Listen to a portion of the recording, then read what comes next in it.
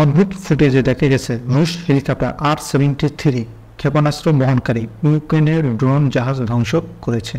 রাশিয়ার একটি KA-27 helix helicopter R-73 air two air ক্ষেপণাস্ত্রের বহনকারী একটি ইউক্রেনীয় USV আনম্যান সার্ফেস ভেহিকেল ধ্বংস করেছে। ইউক্রেন এর ড্রোন বোট বা ড্রোন জাহাজ হিসেবে পরিচিত কৃষ্ণ সাগরের রাশিয়ান যুদ্ধ জাহাজের জন্য একটি উল্লেখযোগ্য হুমকি হিসেবে আবির্ভূত হয়েছে। এই মিসাইল বোট উন্নত ক্ষমতার সাথে সজ্জিত যা তাদের আক্রমণ ভার চালাতে সক্ষম।